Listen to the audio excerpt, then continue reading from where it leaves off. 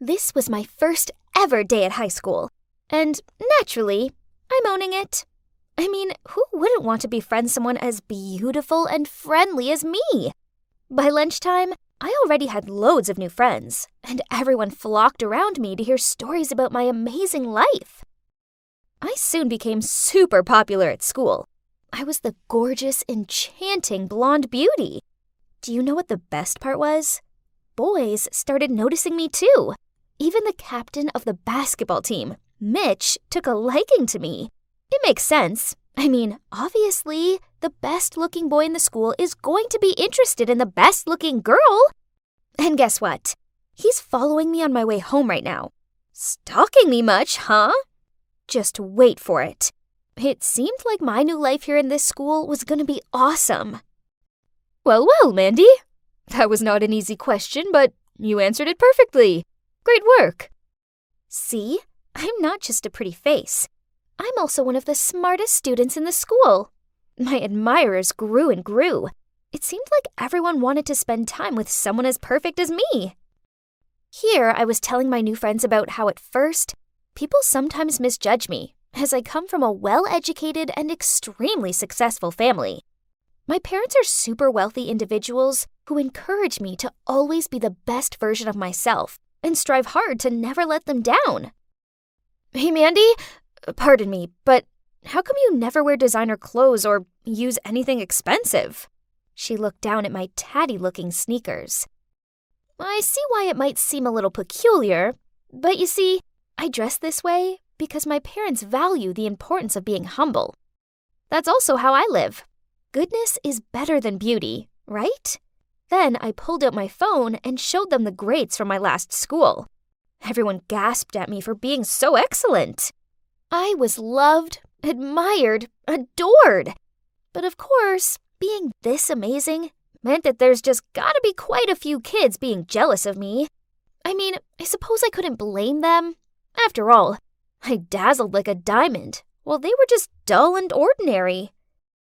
One time after an exam, as soon as the teacher left, this girl called Layla stood up and said, "Mandy cheated. I saw it with my own eyes." I saw it too. She checked her phone during the exam. Everyone was gasping in shock. Right at that moment, the class president, Marshall, shouted, Hey, quit it! We all know Mandy's a great student. There's no way she cheated." Huh, that's what I'm talking about. Layla and Susan must be bursting with envy that their petty plan to ruin me didn't work. And the class president, he came out of nowhere to protect me. He must be another one of my many admirers. But, sorry, Marshall, I'm way out of your league. A girl like me needed a handsome, rich, mature kind of guy. These boys at school are cute, but they're just boys. They're beneath me. One time I was in a rush and didn't have time to search my locker, so I accidentally took the wrong textbook with me to class. Seeing my mistake, Layla and Susan immediately jumped in. Uh-oh, what's this? We thought Miss Perfection here never messed anything up. I didn't even have a chance to say anything, as this Beth girl spoke up. Hey, cut it out! Who doesn't make mistakes once in a while, huh? Here, you can share mine. Oh, wow. This girl was kind of nice. It was good to have an ally to deal with Layla and Susan. So, at lunchtime, I joined Beth's table. We started chatting, and she was clearly fascinated by how amazing my life was. Great! Now I had a faithful sidekick. Hey, Beth, help me do the homework for today, okay? Again? I have to attend a very important party with my parents tonight. There will be politicians and plutocrats. I won't have time to do homework. Now I have to go home early to get dressed and do my makeup. Bye! I didn't need to turn around to see her funny, bewildered face. She looked like that every time I asked her to do my homework. But it was worth it. Right, Beth? She got to hang out with the hottest prodigy in school. Me! So a little bit of extra homework was a small price to pay for such a privilege. You know, to me, that homework was nothing. I just didn't have time for it. I had to admit that having Beth around was very convenient. She made sure my grades stayed top of the class, leaving me time to play polo, go to the golf club, and attend charity functions with my parents. She also let me borrow her dresses, bags, makeup, and this super cute pair of high heels. My friends admired me, strangers idolized me, my teachers adored me, and I had a wonderful, loyal best friend. Life was perfect. Until one day, as I was shimmying along the hallway, I noticed something odd. People weren't giving me their usual looks of adoration. Instead, they were turning their noses up at me. Huh? What was happening? Hey, Beth, do you know what's going on? People are acting really weird. She just shrugged. I don't know. Let's see. I tried to tell myself that it was no big deal, but I couldn't shake off the feeling that something was wrong. Then later that day, my worst fears were confirmed. As I entered the classroom, Marshall came over to me and waved his phone in my face. Good game, Miss Perfect. Turns out you're just a big fat liar. I looked at his phone and saw a long post with a lot of photos attached. There's a big title saying, "The Truth About Mandy the Liar," and each photo came with a caption. Mandy's house is actually very ordinary. She lives with her grandparents. There are no luxurious mansions or wealthy parents. When Mandy just came to the school, she made friends with everyone, bragging about her fame, fortune, and popularity. I don't know who she is. So what if we just shared the same path to the bus stop? Who said that I intend to get acquainted with her? Her transcript from her old school isn't even hers. She's just photoshopped her name on it. Every time she stood up to answer a question or take a test, she cheated, so she got a good grade. God, all this? How did they know? It felt like my heart had lodged in my throat, and my mind was spinning. My eyes blurred when I saw Layla and Susan approaching me. I stared at them in shock. Mandy, honestly, we don't hate you. It's just that we realized your stories were ridiculous, so we decided to find out the truth. That's right, but you sure did cover your tracks. We couldn't find a thing. Hang on, so who found these pieces of evidence? I did! Right at that moment, my so-called best friend appeared, followed by the homeroom teacher. Mandy, I know you think I'm some desperate wannabe you can control, but no! I soon worked out that everything you said was a lie, so I gathered evidence to prove it. Everyone was gawping at me with disappointment. I felt completely overwhelmed by the situation. This couldn't actually be happening. I pinched my arm. Ouch! It was as painful and as real as what was going down before my eyes right now. Beth continued. It's not good for you to live a lie like this. Who even are you? Ah! Reality images started flooding into my mind, making my brain feel like it was going to explode. I grabbed my head and ran out of the classroom. When I opened my eyes, I found myself in the hospital. The homeroom teacher was sitting next to me, and my grandparents were also there. They all looked very disappointed. Mandy, the principal was very angry and was about to expel you. But it was Beth and her friends who convinced him to let you stay. What? Beth? But she was the one who exposed me. Noticing my surprise, the teacher continued. After seeing your reaction, Beth realized that perhaps you had a psychological problem, so she convinced us to help bring you to the hospital for diagnosis. I looked up at my grandparents. They were all in tears. Unexpectedly, I burst out crying. I longed so much to have a dream life full of fame, riches, and admirers that I drew a vision for myself in another reality. I was so absorbed in that illusory scenario that I forgot my own reality. This was last month, and I'm currently on medication for my delusions, and I'm also seeing a therapist. Right now, I'm on my way to see Beth, Layla, Susan, and Marshall. No, I'm not making it up. I really am meeting them. Oh gosh, there they are. This is scary, but it's something I've got to do. So I took a deep breath, then taking my therapist's advice, I spoke from the heart. Hi guys, thanks for coming. Firstly, I want to apologize for lying. The truth is, I've lived the lie so much that I could no longer distinguish what was real and what wasn't. My therapist helped me see that this all began after I lost my parents. Part of my subconscious craved for this dream life so badly that I created a new one. This way I didn't have to accept the truth, which is that my parents have passed away and I live with my dirt poor grandparents. When I finished talking, I looked at them, half expecting them to shout at me or something, but instead, Beth smiled at me and said, "It took a lot of guts to come here and say that." "I'm sorry, too. I shouldn't have outed you like that, but I didn't know you were ill." "Same. I'm proud of you." "Me too." "Me 3. Now, when are we gonna order cake?" So, what now? Well, I'm still taking my medication and talking to my therapist. I can now tell the difference between the make-believe and reality. Also, I'm back at school, and my teachers and classmates have all been really welcoming. Better still, I now have some awesome friends who like me for me. And you know what? It turns out that living in reality isn't actually so bad after all.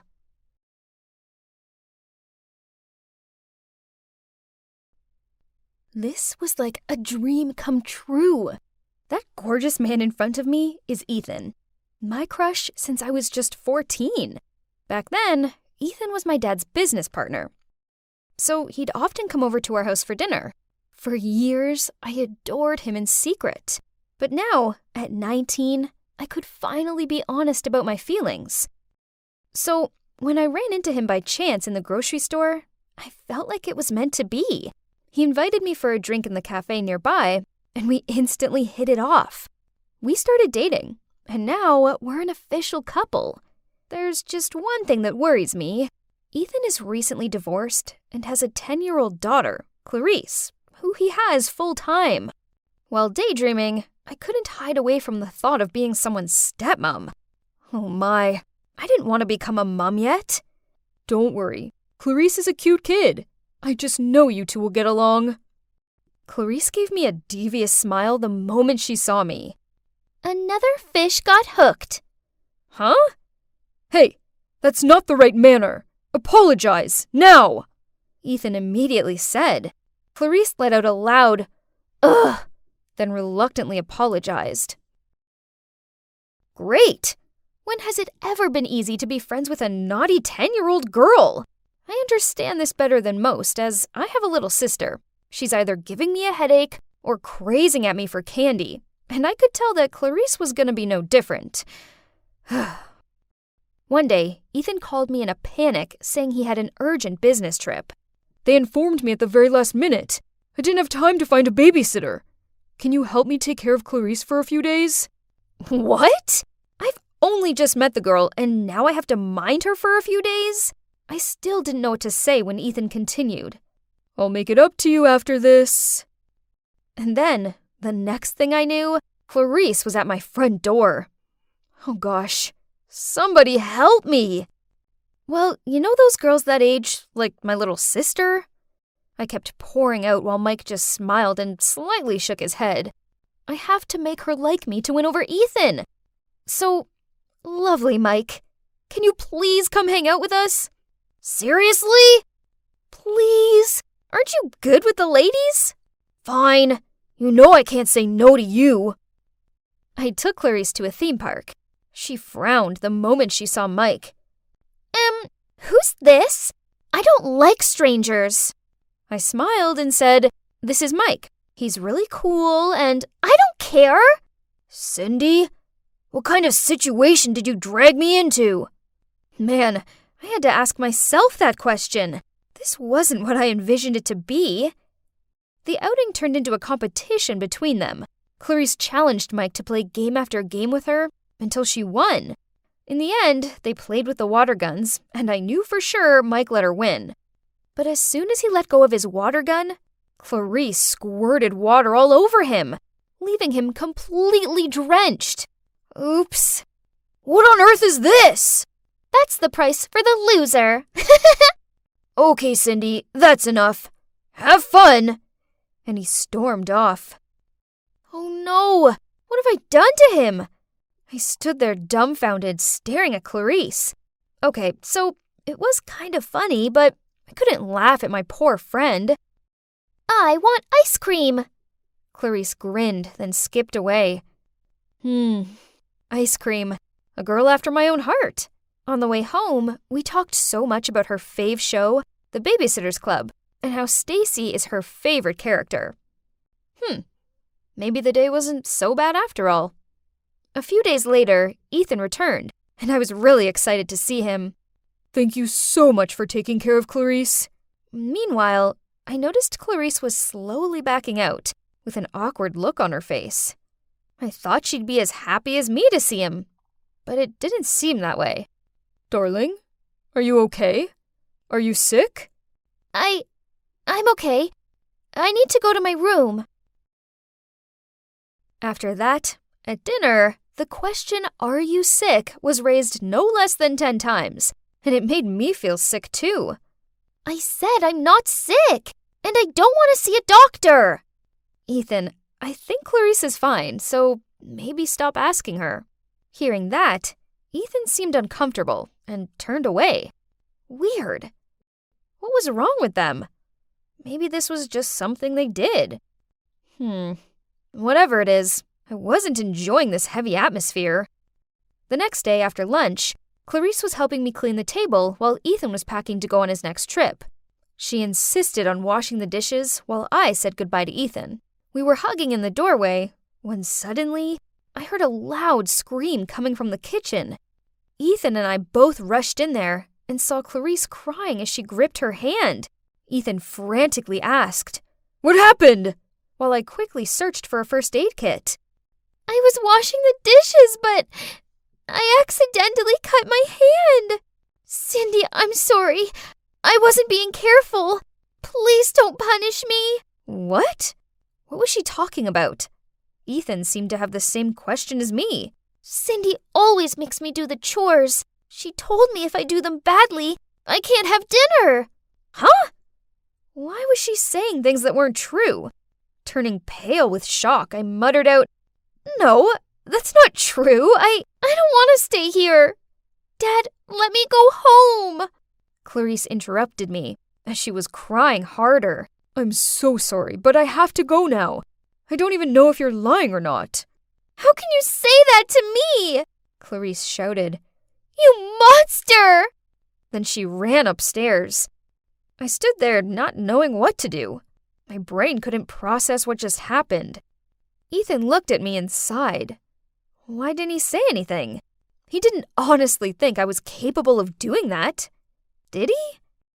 I decided I needed to confront Clarice about this. So I went up to her room and calmly said, Clarice, why did you say that? You forced me to do all the chores. What? How can you lie like that? I never do such a thing. Oh, but are people gonna believe you or a poor little girl? Oh my God. There was me, thinking she was a sweet kid, when in actual fact, she was the complete opposite. I rushed outside and, shaking, I pulled my phone out. I called Mike and told him everything. Oh boy, that kid is complicated. Maybe she doesn't want you to be with her dad. But even so, what she did was weird. I think you should stay away from them. But how to? I couldn't just run away. Besides, Ethan was on his trip, again, and I was in charge of her. So I kept my distance, no more talking or having fun. But it seemed that Clarice had other ideas. I was watching TV in the living room when Clarice appeared and pulled my shirt. Cindy, I want you to play video games with me. The more silent I was, the harder she pulled. No, Clarice, I'm not in the mood. I shouted. Go play by yourself. Then I walked off. A few minutes later, Cass, a senior student, came over to give me some documents. We sat down and had some iced tea. Then suddenly, bam! And a cry. Oh no! Cass and I rushed to the noise. Clarice had fallen down the stairs in the basement and was surrounded by the laundry basket and dirty clothes. Cass quickly ran down there and helped her up. Are you okay? What happened? Cindy told me to do the laundry in time. The basket was so full, so I slipped. No, no, no! I screamed inside my head when Cass gave me a concerned look. Cass, please, I'll explain later. Can you please leave? Why? I screamed at Clarice's face the moment Cass left. If you don't play with me, you'll be a child abuser. You'll have to go to jail. Ugh, this is driving me crazy. Just a few days ago, she wanted her dad to take her away from here, and now she's blackmailing me for not playing with her? Right at that moment, Ethan called. Hi, Cindy. I just want to check on you two. Is Clarice sick or anything? Ugh, what on earth is this? Am I crazy? Or are these two actually weird? OMG. I need Mike. Now. Please, take me away from here, I said as I opened the door for Mike. Stop! Clarice shouted. You two can't go anywhere. Oh, now you're telling me what not to do? If you go, I'll tell the whole world how badly you've been treating me. You'll both go to jail. So that's your scam? Her smirk disappeared. She turned pale and stuttered. No, it was my dad's. Your dad's scam? Clarice looked flustered as she realized what she had just blurted out. Then she quickly covered it up. Nothing! Mike sat down and looked at her with stern eyes. I stood there, waiting for the answer. My daddy made me! Eventually, Clarice confessed. Turns out, Ethan was a professional scammer who scams young, wealthy girls into giving him money. Worse, he dragged his daughter into his scheme. The plan went like this. He used his handsome looks to flirt with the girls, then Clarice's cuteness to get the girls' empathy. After that, he would go on some last-minute business trip and ask them to take care of Clarice. Meanwhile, Clarice would pretend to be seriously sick. When Ethan arrived back, he would persuade the girls to hand over money for hospital fees, then he and Clarice would disappear out of their lives. At first he told me to do what he said and he'd get me a bike. What about the abusing lie you made up? I asked, still shocked. I made up that excuse so Dad would take me away. I really like you, so I don't want his plan to work. Then why did you continue to act up? Because Cindy was mad at me, and I wanted her to play with me, so I pulled that trick again. Tears streamed down my face. Unbelievable! I voluntarily stepped into his trap right at the beginning. He didn't even have to do much. I felt like such an idiot. After that, we exposed Ethan. Clarice helped us too. Turns out he's bankrupt, which is why his wife left him and why he's no longer my dad's business partner. Ethan was arrested, but Clarice's mom was out of the country, and she refused to return for her daughter. To be honest, I love Clarice, and I didn't want her to live in the orphanage. So I let her live at my place for a while before I told my parents everything. Obviously, my parents have more capacity and power to deal with this. It took a while for Clarice to get over her guilt and settle in, but now we get on better than ever. She's a sweet, cute girl who deserves far better than her parents have given her. Then one day, I came back home from college to find Clarice placing some roses on the dining table, which was already romantically set up with candles and steak. Cindy, you're back! How can you prepare a full dinner like this? Clarice didn't say anything. She just giggled and ran to her room. Someone hugged me from behind. Would you mind being my date tonight? It was Mike. Thinking about it, I guess my perfect man was right under my nose this entire time.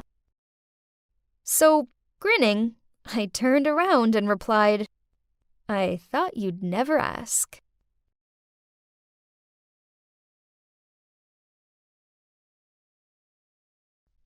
I closed my eyes and took a deep breath. My God, I was so nervous. You see, this was my first day as an intern in this super big company. On one hand, anxiety wouldn't stop creeping up on me. But on the other hand, I actually couldn't wait to begin working in this fancy professional office. Having my own desk, my own PC, doing all the paperwork. So exciting! But, well, it didn't exactly turn out as I expected. All I did on my first day was make a lot of coffees, get everyone's lunch, and do endless printing. Oh, I forgot to introduce you to my team. This over here is Quinn, our team leader. And then the girl over there is Sadie. That guy sitting in the corner is Bob. And I'm the adorable Lauren. Then, while I was bringing yet another coffee and cake to each one of them to get to know them better, the manager, Caleb, came to our department and began yelling at Quinn. "Why have I still not received the report on the working project?" "Sorry, boss. We're kinda short-handed." "Short-handed, huh? Then how come every time I walk past, I see the intern doing meaningless things? I didn't hire her to wait on you guys. Is that clear?" Then Caleb looked at me and said, "You, intern, in my office." I followed Caleb into his office, feeling all anxious. Did I do something wrong? Then suddenly, Caleb hugged me from behind. I got so startled that I immediately pushed him away. "What are you doing? You can't do that here." "Sorry. Just seeing you here makes me so happy. But what's with the tense face?" "Oh, I never saw you yelling at somebody, so it was kinda scary." "That? Oh, that's nothing." You're probably wondering why my manager was hugging me. Well, actually, Caleb is my boyfriend. You see, I was in my last semester of college. I told him that I wanted to do an internship because it would be good for me, so he insisted that I do it in his company. At first, I didn't think it was a good idea. I mean, couples that work together don't stay together, right? But he managed to convince me otherwise, so here I am. Even so, I didn't want anyone in the office to know about our relationship. Therefore, I didn't let him drive me to work, and having lunch together is also a no-no. Caleb had no comment about this. He probably understood why this was necessary. But then one day, at the end of the meeting with our department, Caleb was about to walk out of the meeting room when he suddenly stopped, turned around, and said in front of all, "Oh, by the way, I just want you all to know that Lauren is my girlfriend. Okay, bye." Oh my God! Why on earth did he do that? Everybody immediately turned and stared at me with shocked expressions. And me, well, I just wanted to slide down the chair and hide under the table. I stormed into Caleb's office and demanded an explanation. "Yesterday I had lunch with a manager of another department, and he said that he liked you and wanted to ask you out. So I thought it's best to inform everyone that you're my girlfriend. Am I right?" What? Ugh, no! Men and their dumb egos. Ugh! Anyway, I hoped that it wouldn't affect anything. But as I feared, it did. Massively so. The moment everyone found out I was Caleb's girlfriend, they started treating me differently. Every time I walked into the room, they immediately stopped talking and gave me awkward looks. Or after work, they would go out for some drinks but purposely not invite me. It sucked being left out like that. And then one day, it got much worse. I arrived at the office extra early as there was an email I needed to send out before 9. But my PC wouldn't turn on, so I got under the table trying to see if a cable was loose. Right at that moment, Bob and Sadie walked into the office gossiping. "Clearly Lauren only got that internship because she's Caleb's girlfriend. And did you see her clothes? All those expensive brands? Well, having a boyfriend who's the manager in a big company must be blissful." What? I never accept expensive gifts from Caleb. They're all mine. Then during work, I accidentally took a glimpse at Quinn's computer screen and saw that they were chatting about me in a group chat. Something about me not having to do errands just because my boyfriend's the manager. Hearing and reading all these mean comments made me feel really frustrated, so I wasn't in any mood to work that whole morning. Then in the afternoon, we had a meeting about the project we were all working on, and Caleb asked me to hand him the report. Oh snap. I'd totally forgotten to do it. Sorry. I haven't written the report yet. Can I ask why? And what were you doing this entire morning? For the sake of our team, please focus. We can't mess this project up. I'm just having a lot going on, okay? Interns are humans too. Jeez, I'll send you the report by the end of the day, boss. Everybody gave me befuddled looks. Caleb most of all. But wait, I see some of them smiling. Were those smiles for me?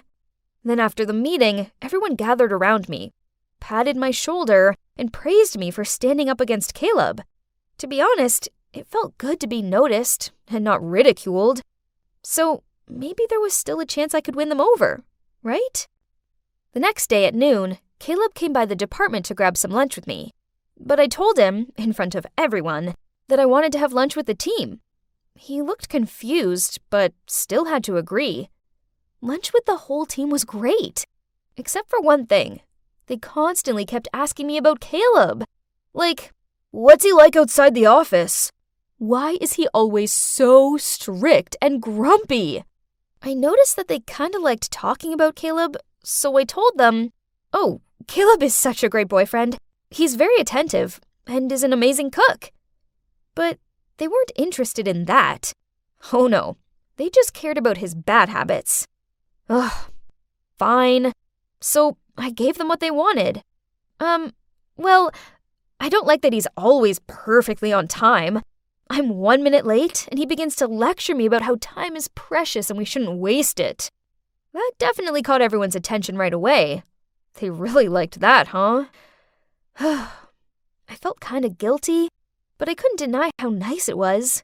That feeling when everyone was starting to like me, and it would be only this time, right? Well, how wrong I was, because every time our team went out, they started gossiping about Caleb and then looked longingly at me until I badmouthed my boyfriend. Again. But to me, Caleb is the perfect man. He just has a few tiny flaws, but nothing major. So I decided to make stuff up. He sleep talks and never brushes his teeth before bed. And he burps a lot at home. Ugh, I hated it. But what can I do? The worse stuff I told them about Caleb, the more they seemed to like me. Then one day, Caleb invited some of the other managers to his apartment for some beer. Suddenly, a guy pointed at Caleb's beer and asked him if he should be drinking that, what with his gas problem. Oh no. Then this guy told a confusing-looking Caleb that everyone in the office was gossiping about him. Luckily for me, he just shrugged and said he didn't want to hear about idle gossip. Phew, that was close. But then something terrible happened. Some of my fake rumors reached Mr. Smith's ears, the general manager. One day I walked past Caleb's office and heard Mr. Smith yelling at him. Something about Caleb resigning as manager because there was a rumor that he pushed other staff who dared to argue with him to quit. Oh no! I only made that up on purpose so the others would be afraid of him and stop talking about him. It's all my fault. So as soon as Mr. Smith walked out of Caleb's room, I ran after him and said, "Please wait. I can explain." What do you mean? I took a deep breath to calm down. Then I began to explain to him that I was the one who spread that rumor and that it was 100% not true. Please don't force him to resign. It's all my fault. Oh, sweetie, why did you do that? I'm sorry, Dad. I was stupid and acted like a child. It's okay, but gotta say, I'm disappointed, Lauren. I will talk to Caleb later. Hope you've learned your lesson this time, and don't you ever do that again. Understood? Yes, Dad. Then he walked away. I let out a sigh of relief when, suddenly... Dad?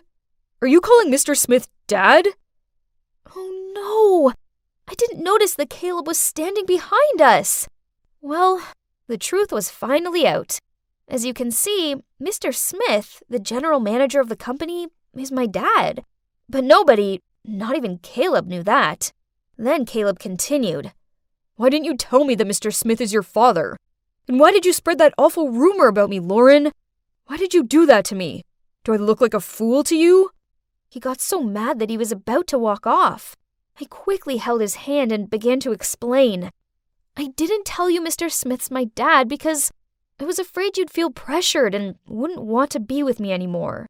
Caleb didn't say anything. He just stood there silent. So I continued. About the rumor, I'm so sorry. I messed up, but please, you need to understand. From the moment everyone knew I was your girlfriend, they started gossiping about me and leaving me out. I felt so hurt and lonely when all I wanted to do was fit in. Until this one time, everyone talked to me again as I unintentionally complained about you, and they treated me like a friend after that. But they're always hungry for more gossip about you, so I had to make some up, and I eventually lost control. I'm so sorry, Caleb. Caleb let out a sigh, then hugged me. I'm sorry that happened to you in the office. I didn't know you were struggling. Next time, you have to tell me. Don't hide things like that, okay? I nodded with a smile and silently thanked my generous boyfriend. Yet I almost ruined his career just to please those talkative coworkers of mine. But fortunately, things turned out well between us in the end. Eventually, people found out that Mr. Smith was my father, 'cause, well, eyes and ears were everywhere in this company. You can't hide anything. Then they began to gossip that Caleb was only dating me because of the managing position. Man, they'll never stop, will they? But anyway, I don't care anymore. My internship soon ended, and I decided not to come back to this company, obviously. I will find a more suitable environment. But actually, the time as an intern there taught me an important lesson. That you shouldn't care what other people think of you, and just stay out of all that office drama. It's really exhausting.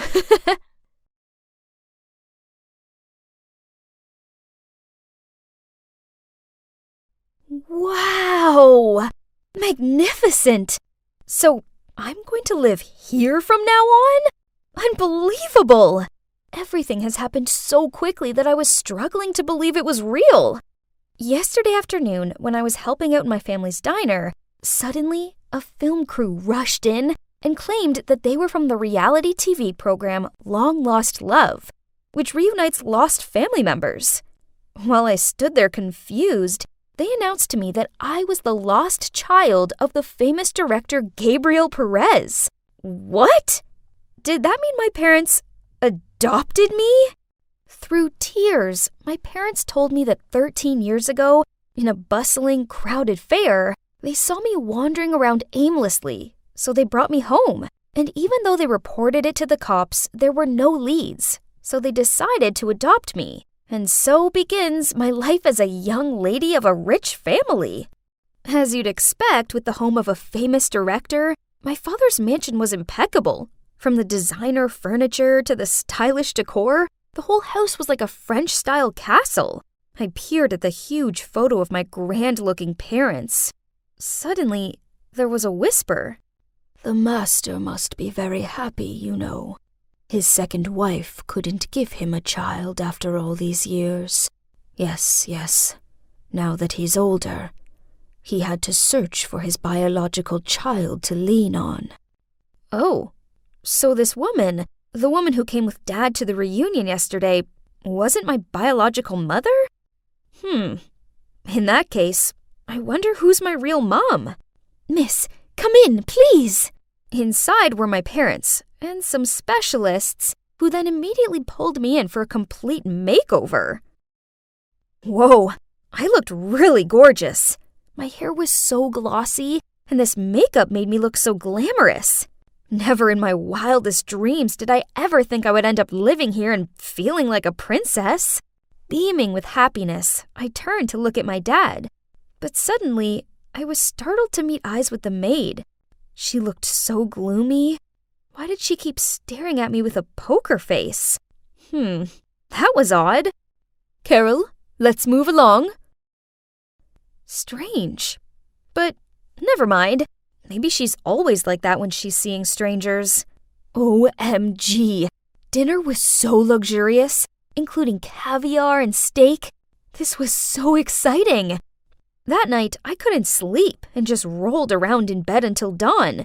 But little did I know what an exhausting day was waiting for me ahead. 5 a.m. sharp, I was shaken awake. Huh? Was there a fire or something? A maid informed me that I had a very important press conference this morning, and it was imperative I looked the part. I groggily got out of bed and plonked myself in the chair. I had to wear this posh dress and have this old-fashioned bouncy hairstyle. Ugh, this made me look about 25. OMG! I swear this press conference was the most boring thing ever. For several hours, their conversations couldn't stray away from showing off their wealth, comparing their popularity, and all the showbiz stuff. I yawned dozens of times, but had to hide it behind my hand. I could feel my stepmother scrutinizing me. Ugh! I wanted to go home. You see, the type of person I hate the most are those kinds of showy, scornful ladies. But unfortunately, they're the only ones I've been interacting with. I missed hanging out with the kids my own age. But yeah, since I moved here, my parents insisted on homeschooling me, so I wouldn't be influenced by other inferior children. Ugh! Worse still, the only thing they teach me is about acting and movie stuff. How is that going to help me get into college? But that's not all. After studying, despite being tired, my stepmother forced me to spend a further 2 hours working out in the home gym. Every time I gasped for breath or snuck a snack, she would give me a novel-long lecture. The worst part is she banned anything sweet and made me stick to this strict diet full of celery and hummus. Gross! Then one time I slipped and fell off the exercise bike and twisted my ankle. My stepmother was so furious with me that she made me go to bed without my dinner. I couldn't take it anymore, so I hobbled into my father's room. Dad, why do I have to do these things? I don't like it.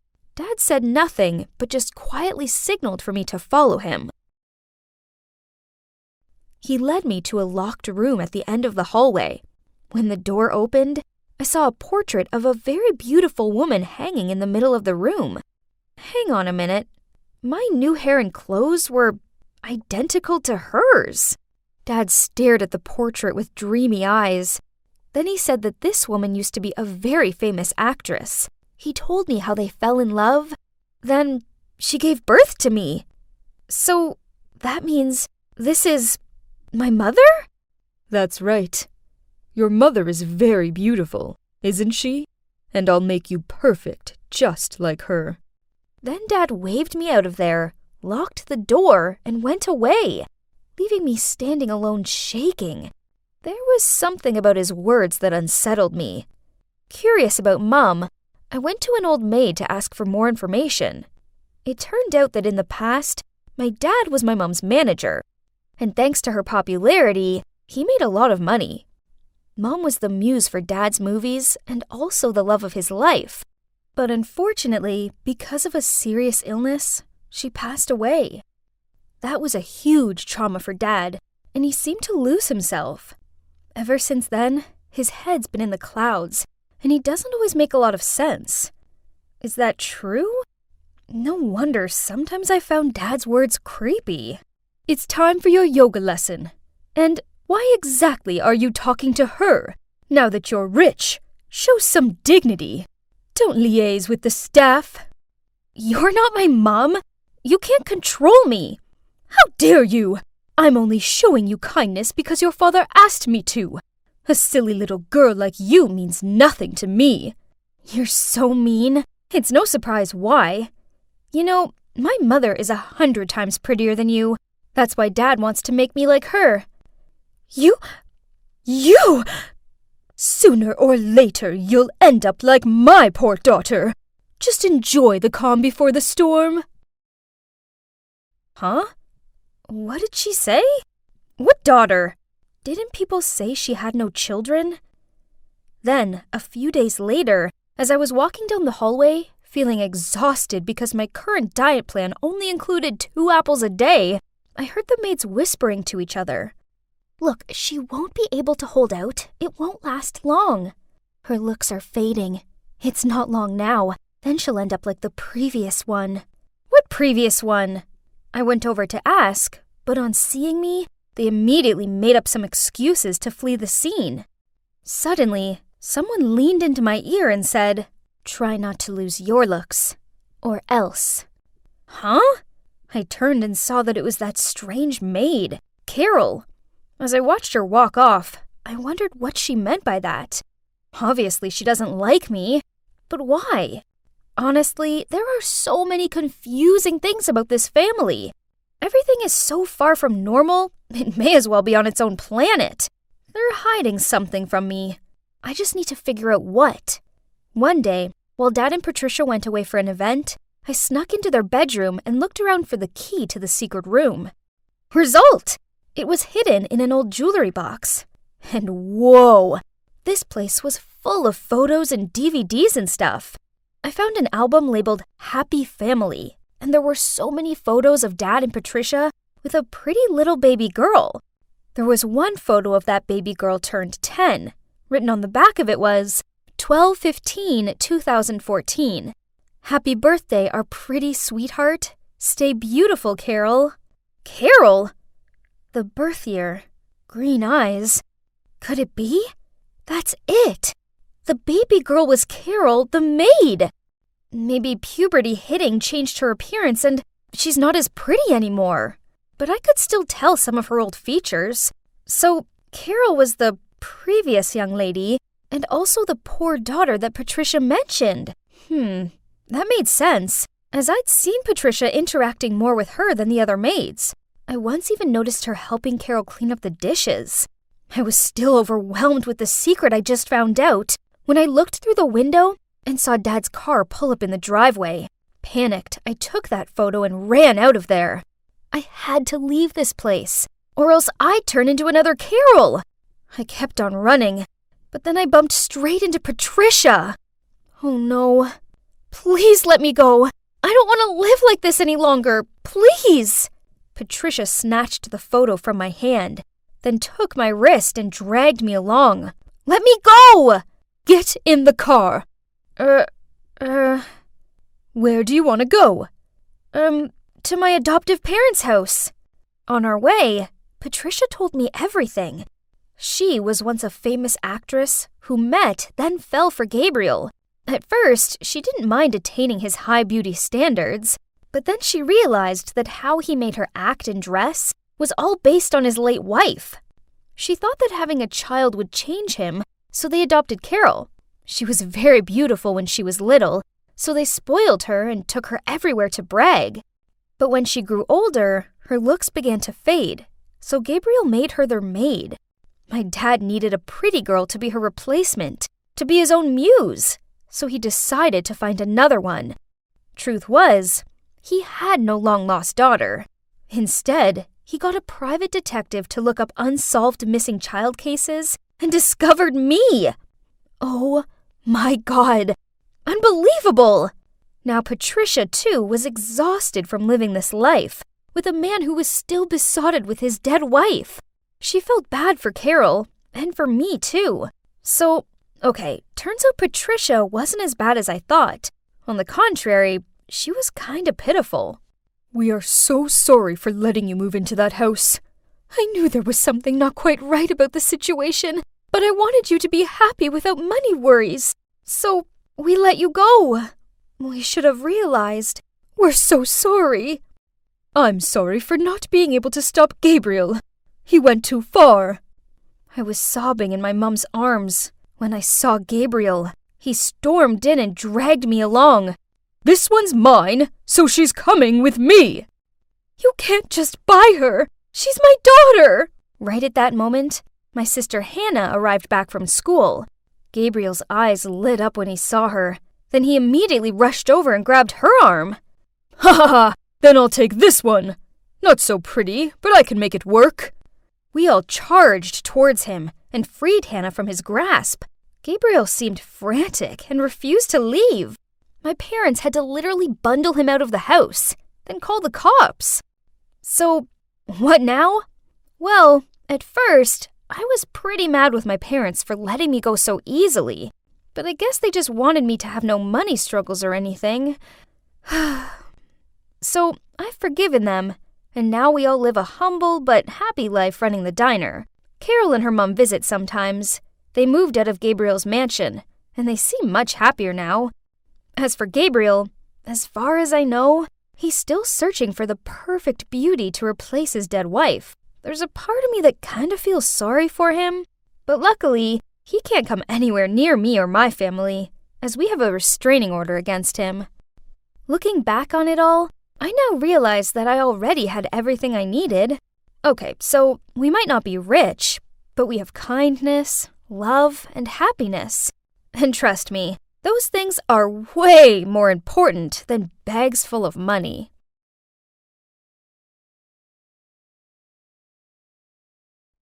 Hi guys, it's me, Claire.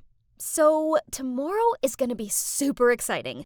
I'm putting my life in your hands, literally, as I'm going to be doing a My Instagram Followers Control My Day video. Yay! Most influencers do this with options, but I trust you guys, so go wild. Just visit my Instagram, like this video, and comment on whatever you want me to do tomorrow. The comments with the most likes will be chosen. And don't forget to follow me to stay updated. As you can see, I'm Claire, and I'm a beauty influencer on Instagram. Of course, with this pretty face and eye for style, I already have loads of followers. But for someone who was born to be famous like me, that's not enough. That's why I'm doing this viral challenge. It'll get me tens of thousands of likes. Okay, that's it for today. Now I better get my beauty sleep. Gotta have glowing skin tomorrow. The first thing to do in the morning was to check my Instagram. 20,000 likes from my post last night. That's average. Let's see.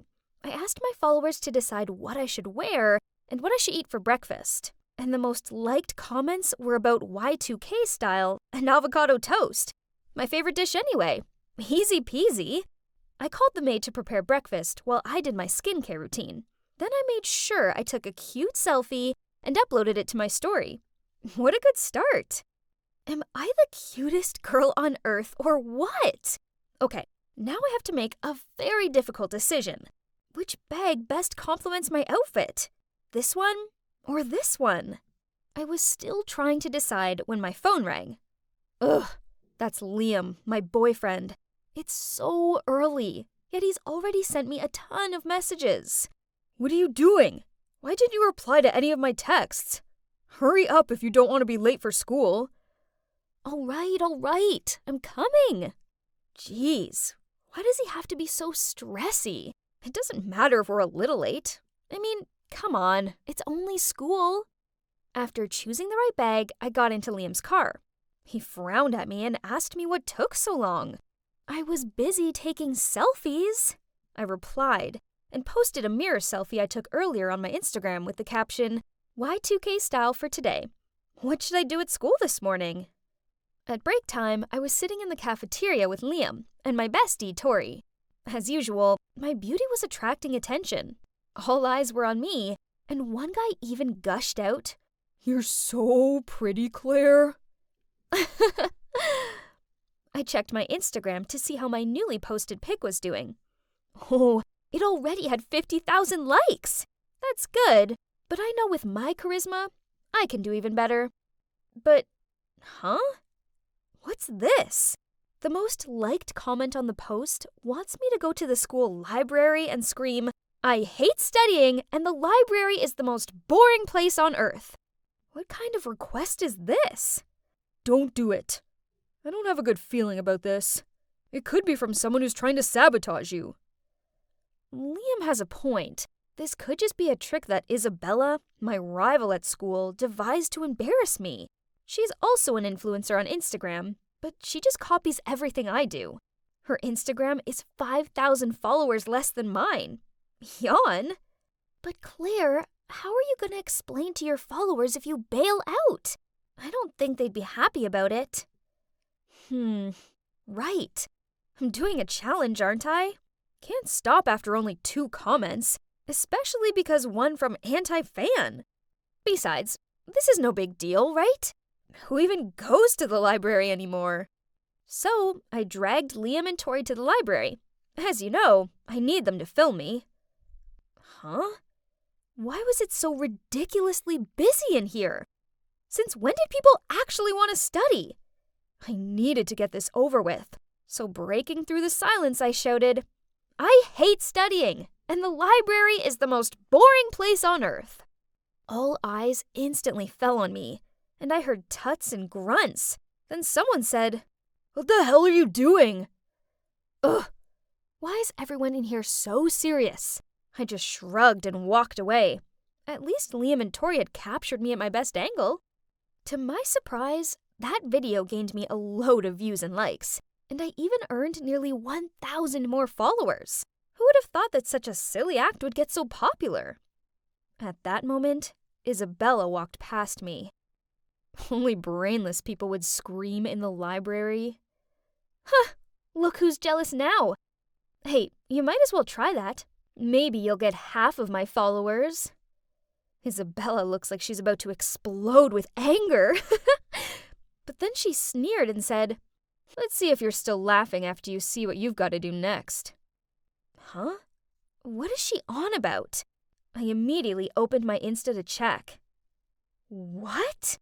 The top comment this time was from Isabella. She wants me to put a trash bag on my head and go to the mall. Ew, trash bag? I spent an hour styling my hair this morning. Isabella, you wicked witch. But, okay. If she wants to play, I'll prove to her that she's messing with the wrong person. Just like last time, Liam tried to talk me out of it.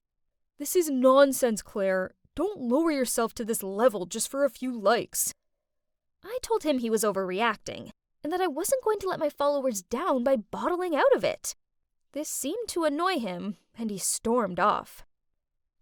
So who's going to take videos for me? I called out, but Liam just kept walking. Why can't he just support me like usual? Luckily, I still had Tori, and she agreed to film it for me. That's what best friends are for. Okay, this is more embarrassing than I thought. People keep staring at me like I'm an alien. I gave them a "what are you looking at" stare, prompting them to quickly turn away. No, I have to act confidently for the video to get more likes. Looking over, I saw Tori cheering me on, so I took a deep breath, stood up straight, and did my best catwalk strut through the mall. My heart was pounding like crazy, even after we walked out of the mall. Phew, it was finally over. I then quickly opened up my Insta, uploaded the video I just shot, then texted Liam asking where he was. After that, Tori and I got in a taxi to his house. Liam was already waiting for me at the door, looking all serious when I got there. So I told Tori to wait in the taxi. Then angrily I shouted as I walked over to him, "You could have at least come and supported me. Do you know how upset I was when you just left like that?" I wasn't comfortable filming you make a fool of yourself. I care about you too much. It's just a bit of harmless fun. Why can't you understand how important being an influencer is to me? I don't think I can be with someone who doesn't support me and my passion anymore. We should break up. Then I just walked away, not giving Liam a chance to explain. He quickly ran over and grabbed my hand. Okay, I'm sorry. Can we talk it out? It worked! I gestured to Tori, then turned around with a big smile at Liam. Can you believe the followers want me to test your love by pretending to break up with you? I'll show them how much you love me. But then, unexpectedly, Liam angrily shouted, "What? So, I'm just another tool to get likes for your Instagram? If you want to break up, then fine. We're done."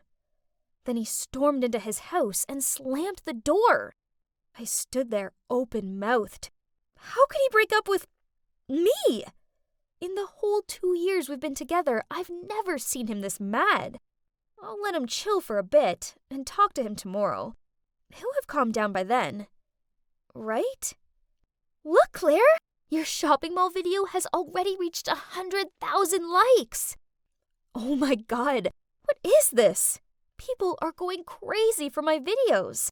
They say I'm so confident, wearing a trash bag and still looking stylish. I look like Kendall Jenner. And my followers also increased by 5,000 people. At least this is worth the effort I put in. The next morning, I waited for Liam to pick me up. But he never arrived. When I got to school, I tracked him down and asked if he was still mad at me. You're so addicted to social media. I don't even know who you are anymore. Then he walked off. At that exact moment, Isabella walked towards me.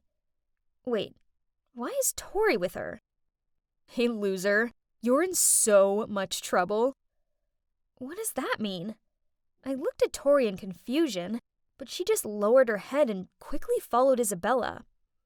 Feeling something was wrong, I immediately opened Instagram and... oh my god. What are these comments? Such an attention seeker. She's willing to do anything just for some likes. I heard that her boyfriend broke up with her. No surprises there. What is this? I did all these things at their requests, and now I'm the one receiving all the hate? Suddenly, the principal announced via the loudspeaker that I had to go to his office. As I walked in, I saw my parents sitting there. Turns out news of what I did at the library had spread. But not only that, someone even accused me of stealing from the shopping mall. Huh? I didn't steal anything. To prove my innocence, I gave the principal my bag to check. And he pulled out a brand new necklace. Why is this thing in my bag? I tried explaining myself, but no one would listen. I was suspended for a week.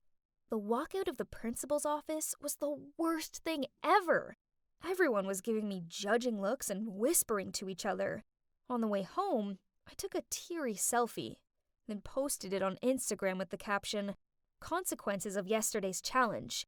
1 week suspension." Someone put the blame on me. Once home, my ashamed-looking parents immediately took my phone away and even disconnected the Wi-Fi. Ugh! My life was over. I ran up to my room in a huff and flopped down onto my bed. Suddenly, my eyes crossed a photo I took with Liam on my birthday last year.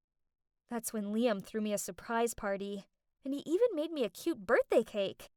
Come to think of it, I was a bit too harsh with him yesterday. He was only trying to protect me. If I'd listened to him, I wouldn't have all these hate comments and be stuck home for a week. I hurt Liam just to gain more followers. How could I be so stupid? I wished I could apologize to him right now, but... Then to my surprise, after just 3 days, my mom told me I was allowed back to school.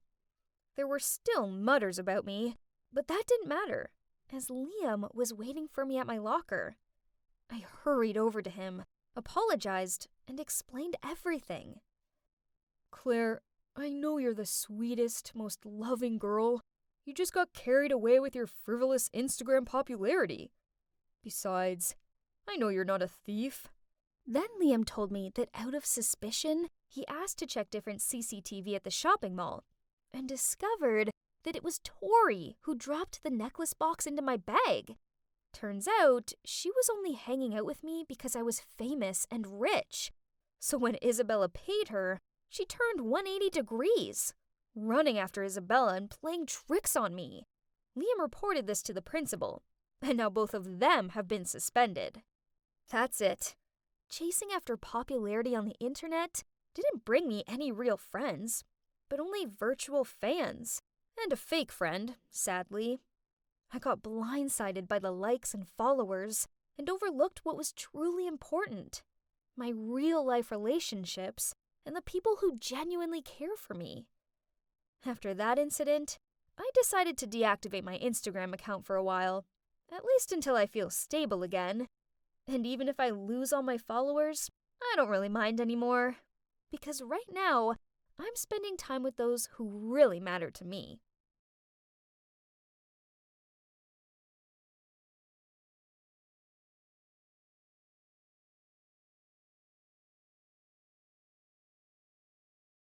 She's so pretty, just like a real-life Barbie.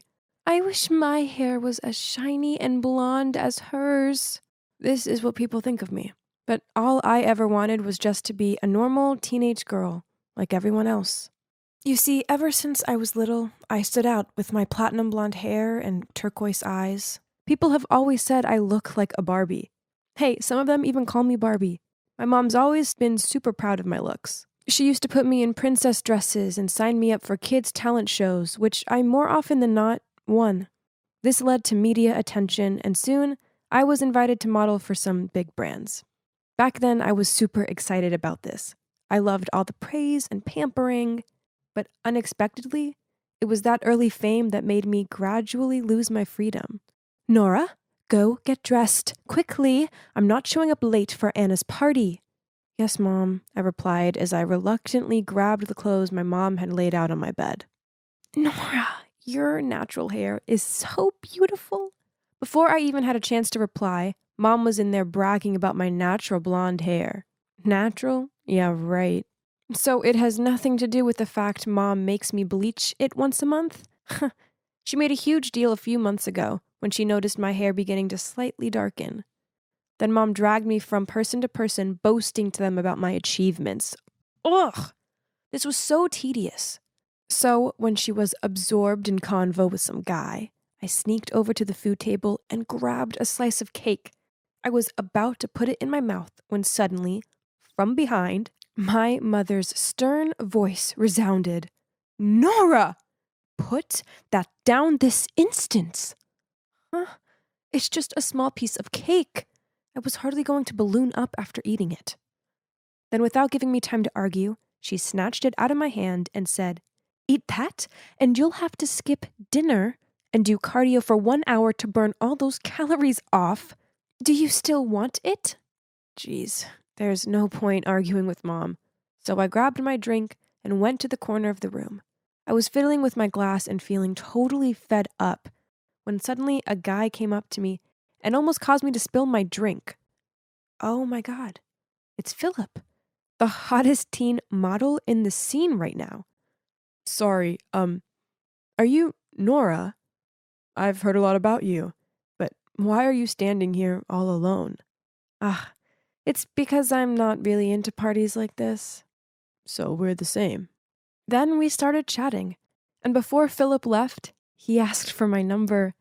After that, he texted me every evening. Talking to him was so much fun. He was just so sweet and thoughtful, and he always sent me the funniest memes. How cute! One day, while we were chatting, he texted me, Can I invite you to dinner? Let's say tomorrow evening? Was he asking me out on a date? Yay! But I had to ask Mom's permission first. Mom, do you remember Philip, who we met at Anna's birthday party? Can I go to dinner with him tomorrow? Sure, I'll drive you there. No need, Mom. Philip will pick me up. No, I said I'll take you. No matter what I said, Mom still insisted, and if I didn't follow, she wouldn't let me go. Jeez. This was a date, not a fashion show that required a manager. The next evening, as soon as I walked down the stairs, my mom was at it again. Oh my, what are you wearing? Before I had a chance to reply, Mom pulled me into my room, took out a bodycon dress, and said, You put so much effort into looking this way, so you may as well flaunt it. Besides, dating this boy could bring business deals for us. Gosh, I get it now. All this was just about fame and money. There Philip was. I quickly fixed my hair, then I confidently walked towards him. But when I had just sat down, before I could even greet him, out of nowhere my mother appeared and asked the waiter to arrange another chair for her. Philip gave me this bewildered look, but I didn't know what was going on either. Mom, what are you doing? We've always been together. You don't mind if I sit here, do you? No, not at all. Philip smiled awkwardly. Ugh, this was so embarrassing. When the waiter appeared with the menus, I was actually glad of the distraction. But, oh no, I didn't even have the chance to open the menu, but Mom had already finished ordering for us both. Grilled salmon with salad and no dressing. Ugh, how boring. Oh, but it gets worse. During dinner, my mom kept asking Philip questions like, What do your parents do? Oh, they only run a small business? I thought they were the presidents of a corporation or something. It's unbearable. Stop it. It's none of your business. I was just asking. A flustered-looking Philip made up some excuse about having to do something. Then he left. That's it. Thanks to my mom, my first date completely failed. Frustrated, I left right after he did. I didn't say a word to Mom for the whole journey home. Things didn't end there, though. When we arrived home, she kept nagging about how I shouldn't hang out with Philip, as he wouldn't be of any use to my career. Don't you think you're being too much? I can date whoever I want to. You know what? I don't want you to be my manager anymore, and I'll be moving out on my own. Then I rushed back to my room and started packing. Honey, I was just worried about you. I'm sorry, she said and hugged me while sobbing. Please, don't leave me like your dad did. I can't live without you. Hearing that, my heart fell. She was right. Ever since Dad left, there was only her taking care of and loving me. She's a bit tough and over-controlling, yet she meant well, right? I texted Philip a few times to apologize, but he didn't reply. Nora, look straight. Nora, where has your charisma gone? Let's take a short break. What's going on? You seem distracted today. I sighed and started telling Eleanor about my date with Philip. Gosh, your mom's a total control freak. You need to be strong and stand up against her to win your freedom. Well, of course I wanted freedom, but where should I start? Suddenly my phone beeped and stopped my train of thoughts. It was Mom. Honey, Anna's sick, so I'm staying at hers tonight. Dinner's in the fridge, and don't forget to go on the treadmill an hour before bed. Love you. Yay! Tonight I'd be free and do whatever I want. So suddenly, I came up with a brilliant idea. Yes, I was going to have a slumber party. Eleanor suggested we should order pizzas, and of course everyone excitedly agreed. So good. Suddenly, the door opened. My eyes widened in horror when I saw that it was my mom, and oh boy, she looked furious. Nora, what on earth are you doing? And you can guess the rest. She made all my friends leave, and worse, she forced me to wake up at 5 a.m. to work out. All this just because of a bite of pizza. Eleanor was right. I needed to put a stop to this by finally standing up to her. This is unbearable. So, as a stress reliever the next day, I decided to do something I always wanted. Wow, it's so cute. I know, right? It feels good to do what I want for a change. Nora? Why are you here?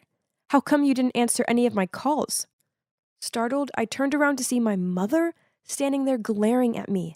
I quickly covered the tattoo on my wrist with my other hand, but it was too late. Nora, how dare you get a tattoo without my permission? Get back in there and get it removed right away. No, Mom. My body, my choice. From now on, I'll make decisions about my own life. Everyone on the street stopped to look at us. Seeing that, Mom just glared at Eleanor, then dragged me over to the car. But how did she know I was at the tattoo studio? Right at that moment, my phone buzzed with an unknown AirTag device nearby. Wait, could it be? I quickly checked my stuff and oh my God, it's true. Mom had stuck an AirTag into a hidden corner of my bag. Why did you attach an AirTag to my bag? So I'm aware when you do stupid things like tarnishing your body with some awful tattoo. As soon as possible, you're getting it removed. I'm 18. I can do what I want. Eleanor was right. You just want to turn me into a puppet to control. I knew it. Nora, I forbid you to hang out with that girl ever again. She's jealous of you and wants to ruin your career. She just wanted to help me. Your behavior isn't acceptable.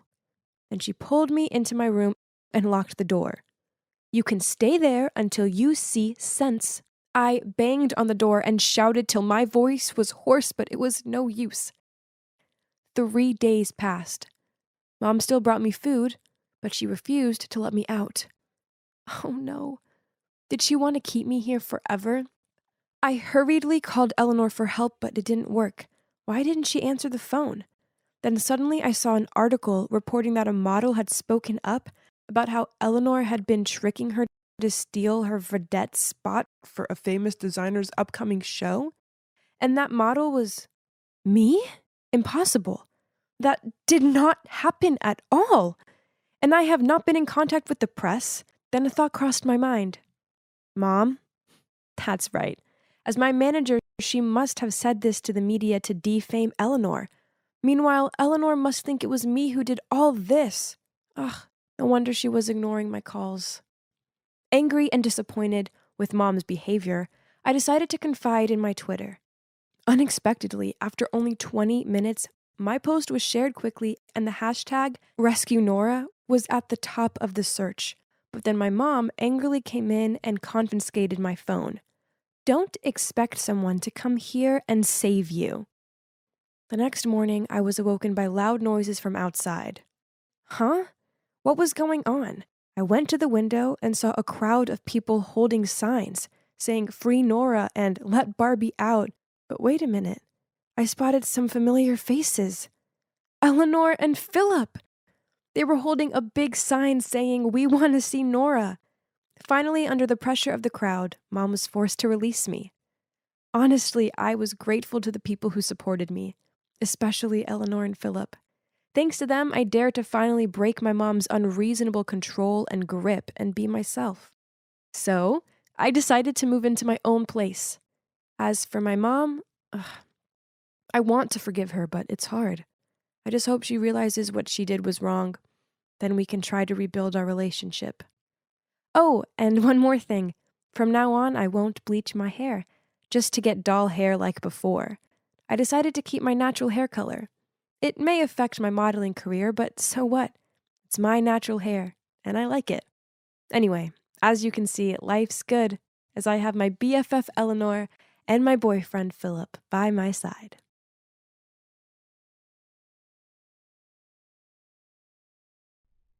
Hi, I'm Addison, but all my friends call me Addie.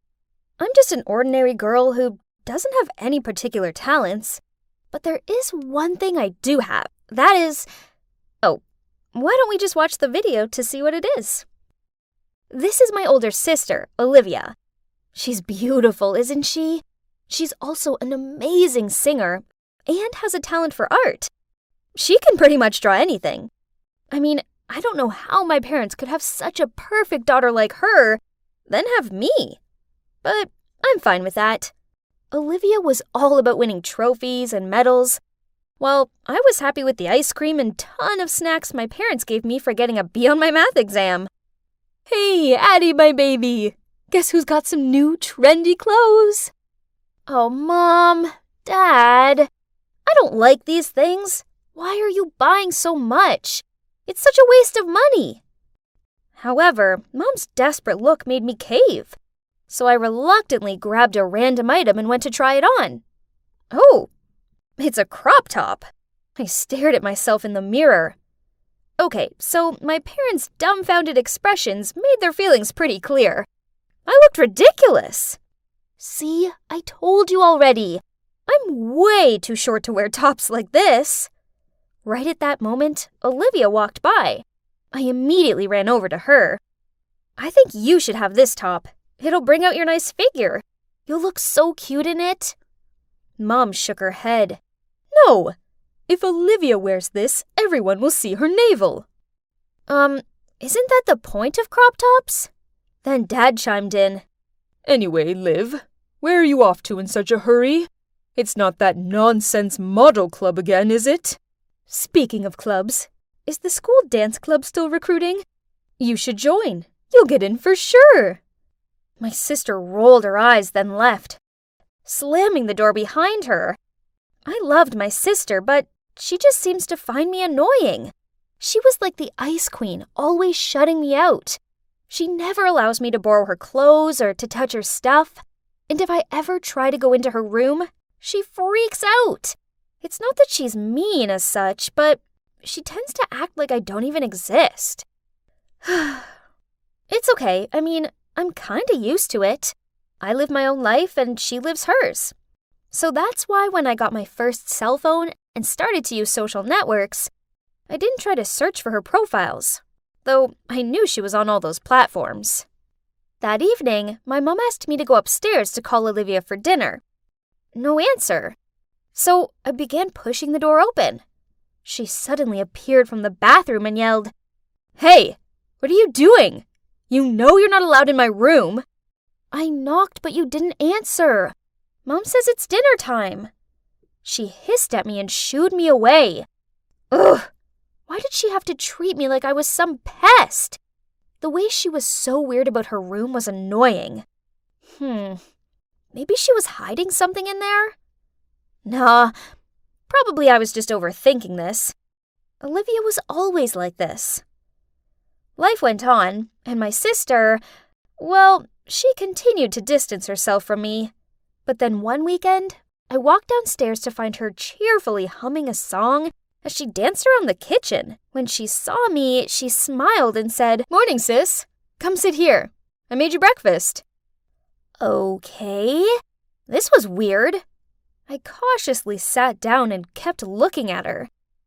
Why are you so happy? And where are Mom and Dad? Mom and Dad just rushed off on some work thing. Then she put the plate in front of me, grinned, then continued. Mom made cookies this morning and told you to take them to Grandma's. Tell her I said hi. Oh, you're not coming with me? No can do. Sorry, I've got work to do. She continued to look at me, and I got the feeling she wanted me to hurry up. Before I'd even finished my toast, she passed me my jacket and bundled me out of the door. Having no choice, I made my way to Granny's while in deep thoughts about how odd this was. Until I realized that I didn't even have the cookie bag with me. I'd left it at home. Gosh! I immediately rushed back. But, why was there a strange car parked outside my house? I lingered back and watched as a middle-aged man got out of the car. Before he even got to the door, Olivia opened it and smiled at him. I dove behind a bush so I could carry on watching. Huh? Why was he handing her flowers and a gift box? She happily took them from him and even leaned into his ear and said something. Oh my God! So this explains my sister's strange behavior. They're a couple, aren't they? I never thought that my sister would be interested in an old man like this. Shocking. But wait, what if he's deceiving her? As Olivia may look sharp, but she's actually very innocent. If that was the case, I would beat him black and blue. But this was just my speculation. I can't hastily act without knowing the truth. So I decided not to let them know that I was there, and quietly entered the house through the back door to get the cookie bag. Later that day when I arrived home, my sister was back to her Ice Queen self. She was cooking in silence, so I told her Grandma said hi, and she just grunted, then carried on stirring her soup. I needed to find out what was actually going on. The perfect opportunity arose a few weeks later, when Mom and Dad went away on a weekend trip. I told Olivia I was meeting some friends for a picnic, but this was a lie. I actually hid in my faithful hiding spot and watched. As expected, the old man showed up and Olivia let him inside. The door was ajar, so I tiptoed inside and heard them laughing in the living room. I peeked in, and to my astonishment, my sister was sitting on the couch wearing the weirdest outfit ever. It was those kinds of clothes that only catwalk models wear. And most of all, she had this heavy makeup on and looked like a totally different person. The strange man was sitting next to her. Both of them were looking at her phone and laughing happily. Oh gosh, now everything was clear. From her reserved nature to her seemed-to-be secret room, it was all so she could continue to hide this age difference love story. I didn't know how to react now. I just kind of felt bad for her because she had to hide it. I mean, this was her home, and we were her family. We might not have been close, but she was my big sister, and I wanted her to be happy. If this love was real, then I fully supported her. And if this guy turned out to be bad, well, then I'd protect her to the end. My parents returned that evening, so I set up a family movie night. A great idea for family bonding, right? I chose a romantic movie in which the main actress is much younger than her boyfriend. In the middle of the movie, I turned to my parents and asked, "Mom, Dad, if you were their parents, would you allow that relationship?" They gave me confused looks. Then Dad immediately asked, "Hey, Addie, don't tell us that you're in love with an old man, huh?" This startled me, but before I could say anything, the doorbell rang. I was about to go open the door, just to avoid answering Dad's question, but Olivia was faster. Not long after that, she turned back and shouted at me, "Addie, how dare you touch my phone?" "What's up, Liv? Who's at the door?" "Go ask your dear daughter Addison." She gave me a dirty look, then stormed up to her room. My parents immediately bombarded me with loads of questions. "What's happening here? Who was the one ringing the bell? Why that manner of Olivia?" Okay, the one who rang the bell was Olivia's boyfriend. So, earlier, when Olivia left her phone in the kitchen, I noticed that there was a message from a man named Henry Davis. I immediately searched for him on Facebook and found out that this was the same guy who'd been visiting her. So, I used her phone to text him, telling him to come around at 8 p.m. I thought it would be better if Olivia could make her relationship public with our parents. But, Hayes, it seems she didn't take it very well. Anyway, now I had no choice but to tell my parents everything. Their faces dropped, and without saying anything, they ran upstairs and banged on Olivia's door. But there was no reply. Instead, all of us heard a rattling sound from the back door, and Olivia had fled. Our parents' faces turned red, while I felt so guilty as I not only wasn't able to help her, but only worsened the situation. The next day, Olivia still hadn't returned. She also didn't show up for school, which caused my parents to freak out. Then I suddenly thought of Henry. Right. Why didn't I think of asking him from the beginning? So I immediately contacted Henry and asked him to help find Olivia. That afternoon, when I just got home from school, I saw Henry driving off. There was a note stuck to the door saying Olivia was fine, with an address below, and it also said if we come there at 9 a.m., we'll see Olivia. The next morning, we showed up earlier than scheduled. Huh? It was a studio, and just like Henry said, Olivia was there. She looked so glamorous and was so busy prepping for a photo shoot that she didn't seem to notice us. Henry welcomed us and started explaining everything that made my parents, as well as me, speechless. Turns out, the truth was far from what I thought. He was not her boyfriend. Instead, he's her manager. He saw Olivia's potential and guided her to become a photo model and a TikToker. The flowers and gifts were from the brand she was working with. And the other day, she wore that outfit and makeup for a TikTok video. After the shoot was over, we walked over to her. But she took one look at us and ran away. I managed to catch up with her, then said, "Sis, why didn't you just tell us the truth? We're your family. We'll always be on your side." "On my side? Really? You have no idea what it's like to be an outsider. It doesn't matter how many competitions I win. I'm invisible, while you get praised for just getting an okay grade on a math test. I want to be a model, but they don't want that for me. They want me to be miserable. I'd rather leave that house to do what I love." I was dumbfounded, and so were Mom and Dad, who by this point had caught up with us and heard everything she'd just said. Dad hugged Olivia, then in an emotional voice said, "Olivia, it's not that we forbid you from doing what you want. We were just worried for you. We just know that this industry can be complicated, and we don't want you to get hurt." "That's right. And it's not true that we love Addie more than you. You just excel at everything, and we just didn't want Addie to feel insecure. We're really sorry, Olivia. We all love you." "Oh no, Mom, don't worry. I never felt that way. Actually, I've always admired Olivia, and it made me sad when she ignored me. Olivia burst out crying, and our whole family hugged each other tightly. Sorry to interrupt, but you must have had some idea about Olivia being an internet star already, right? I mean, it's easy to tell from her social networks. I shyly said, I don't follow any of her accounts. I thought she just wanted me out of her way.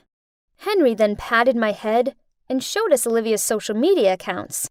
And wow, she had millions of views and followers. We all watched some of her TikTok videos together, and she totally rocked it. Seeing how much this meant to her, my parents came round to the idea of her being a model, and they even thanked Henry for helping her. Then Olivia came closer to me. Hey, Addie. I'm sorry for being so cold in the past. Turns out, you love me so much and will support me regardless. At least now, if I really fall in love with an old man, I don't have to worry, right? Then everyone laughed. Oh, even though my plan didn't, go exactly as intended, I still call it a success, because it all ended out great in the end. You thought it was all finished, huh? Nope, not yet. There's one more thing I want to show you guys. That night, for the first time, Olivia let me go inside her room. Wow, it was like a mini studio with expensive flashlights, a ring light, and a camera. And her clothes and makeup collection were super impressive. Oh, do you remember what I said at the beginning of the video about being an ordinary girl? Well, that hasn't changed. But now I can confidently say that there is one thing I do have, and that's an awesome big sister who loves me unconditionally. I wonder what's taking Valerie so long. She's been in that changing room for ages. Valerie? Is everything okay in there? Don't force it if it doesn't fit. No, this is the last dress in store. I just need to breathe in for a bit longer. So? It's beautiful, isn't it? Valerie spun around. Then suddenly, yep, trying to squeeze into a dress 2 sizes too small for her, then it split. The giggles around us started. Valerie blushed, hurriedly paid for the dress, and pulled me out of the shop. Why am I so fat? Ugh! I just want to feel pretty on my date. If I was skinny like you, I wouldn't have this problem. Poof! You know, it's not as easy as you think being thin. Yep, you heard me right. Being thin has its downsides. First of all, fashion. My nightmare. I have to wear an extra small size, and the clothes still hang off me. Actually, most of my clothes are from kids' stores, so I feel so untrendy. Then in winter, I have to wear tons of layers just so I don't freeze to death. And in the summer, I can't wear cute clothes as I look like a coat hanger. Not only that, because I'm so skinny, people often ask me to do nonsense stuff. Once, I was studying in my room when suddenly I heard my sister Camilla calling me. She'd forgotten her keys and forced me to climb through her tiny window gap to get them. Seriously, I can't even. Then, on another occasion, Valerie made me crawl into the classroom locker to help her cheat on her Spanish test. Unfortunately, the teacher walked in while this was happening and gave me a week's worth of detentions, of course. Ugh! Oh my god, No Way Home is so good. I literally can't think of one bad thing to say about it. Yep, the part near the end. Ah! Yep, guess what? I'd managed to trap my foot in a manhole. Man, what rotten luck. I tried pulling my leg free, but it was no use. It wouldn't budge. There I was, freaking out that I'd be stuck here forever, and all my friends could do was huddle together and ask me questions like, Madeline, how on earth did you get your foot in such a small slot? Wow, that's unbelievable. Even Jaden, my bookworm friend, took out a ruler from his backpack and started measuring how wide the slot was. Grr. My dear friends, I'm being stuck down here. Stop gawping and help me. Finally, they tried helping me out, but In the end, we had to call the rescue squad. By this point, a massive crowd had gathered around me, and strangers were filming me. When I was finally free, everyone looked at me and held back their laughter. Even Parker, my crush, was smiling. Geez, this was beyond embarrassing. But a hot guy like Parker would never notice a moving skeleton like me anyway. Don't think like that, Maddie. You're so pretty. Show me some confidence, would you? Valerie said as she nudged my arm. I put the book down and glared at her, and suddenly noticed Parker walking towards our table, smiling. And yep, he said he wanted to sit with us. Even though I was cheering inside of my head, I still had to act composed. And oh my God, can you believe he even said I was cute? After that day, Valerie kept on encouraging me, saying he had definitely given me a green light. So finally, I gathered my courage to write down all my feelings for Parker on a note and clipped it to his notebook. At the end of class that day, he came to my desk and took my hand. Yay! Everything was fine, great even, until one day when the two of us were taking a romantic walk past the Swan Lake, Parker suddenly turned to me and said, "You're so beautiful, Maddie. And if you just put on a few more pounds, I swear you'll be the hottest girl at school." Yes, I know, but it's hard for me to gain weight. No big deal. Just leave it to me. I'll fatten you up. I thought Parker was just joking, but it turns out he was being deadly serious. Since that day, every time we went on a date, instead of taking me to the bowling alley and movies as usual, Parker would take me out to eat. I swear I've tried all the restaurants in our town. More surprisingly, on my birthday, Parker even gave me a bouquet of fried chicken. How romantic! But this didn't change anything, as my weight still stayed the same. Parker was disappointed when he peered over me and saw the scales hadn't budged. Then he sighed out. "How come you and Valerie are friends, but look totally opposite? Here comes our adorable chubby Valerie." What? Parker called Valerie adorable again. This wasn't the first time either. Annoyed, I put down my fork and walked away from them. After that, I started avoiding Valerie. I did homework with other friends, sat with other girls at lunch, and every time I happened to see Valerie, I turned around and walked away. Honestly, I didn't want it to be this way, but just seeing her made me uncomfortable. But I couldn't bear to see my boyfriend call my BFF cute. Well, he thought I was too skinny. Then summer break finally rolled around. I thought it'd be just me and Parker, but then he went off to a summer camp in Spain.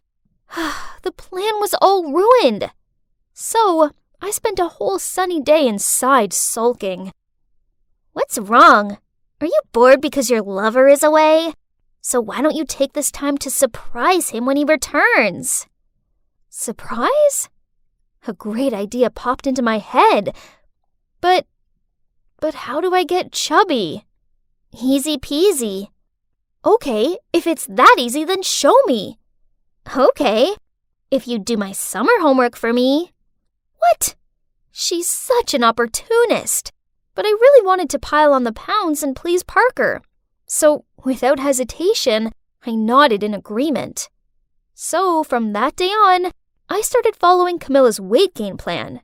I switched veggies for greasy foods, and my main meal was always late at night. I also changed water for milkshakes, but I did have to stop drinking them when the smell of milk alone made me feel sick. Seeing me eating crazy like that, my parents worriedly said, "Madeline, eating healthily is important, else your health will be affected." But I ignored their advice. This time, I definitely had to gain weight. Finally, after a month of trying, I gained some weight. Yay! I looked a lot more attractive now, didn't I? I was studying myself in the mirror when I heard my phone beep. It was Parker. He was coming over tomorrow with a present for me. The next day, I put on this hot dress that I'd never felt confident enough to wear before, and I asked Camilla to help me do my makeup. As soon as I finished, I eagerly waited for Parker in the living room. The doorbell rang. I excitedly opened the door, but as soon as he saw me, Parker quickly said, "Oh, sorry. I have the wrong house." Then he started to leave. Huh? He didn't recognize me? This will be fun. No, honey, you're not mistaken. It's me, your Destiny. Madeline? Is that really you? Oh my, how on earth can you be this big? We've only been apart for a month. So, you don't think I'm prettier now? To my surprise, Parker shook his head. No, you're so fat now. It doesn't look okay. Lose some weight. Huh? This was so confusing. I thought he wanted me to be bigger. As annoying as this was, I still listened to Parker and tried to lose the weight I'd put on. So it turns out that losing weight is far trickier than it sounds. Actually, it's 1,000,000 times harder to lose it than it is to gain it. After a month of healthy eating and exercise, I gained another pound. Ugh! Stop eating that. Are you giving up already? You must try harder. What? It's just some popcorn. Why does he have to be so rude about this? I'll give you 2 weeks to lose weight. Else we're done. Huh? What did he just say? Done? He was the one who wanted me to gain weight in the first place. Now he was threatening to break up with me if I didn't lose it. How ridiculous. You know what? I don't need 2 weeks. Let's end it right now. It's clear you never loved me at all. You only like my appearance. If you truly cared about me, you wouldn't care what size I was. Then I walked off. Ugh! How could I have been so stupid? For the entirety of my relationship with that jerk Parker, I was blindly following him. I only cared about pleasing him, and it cost me so many things, including my best friend. I needed to apologize to her right away. I nervously knocked on the door, then waited. Finally, Valerie opened it, but on seeing me, she went to shut it. I'm so sorry. Just let me explain, please. Valerie, I'm so sorry. It was all because I was afraid Parker would leave me for you. But I realize now that he's a massive jerk, and I was an idiot for ever trying to change for him. Jeez, you're crazy. Parker is totally not my type. I scratched my head and told her about how terrible Parker had treated me and how I'd foolishly listened to him. Man, that douchebag! Then she hugged me. Valerie confessed to me that she'd been trying to lose weight by lowering her calorie intake, but the pounds weren't coming off. And worse still, she felt weak and tired all the time. I nodded in agreement with her. So, from then on, Valerie and I made a promise to love ourselves, regardless of what size we were, and to never let anyone try and change us. And look, that's Walker and Joel, our awesome boyfriends who love us just the way we are. And you know what? It feels so good not caring what other people think.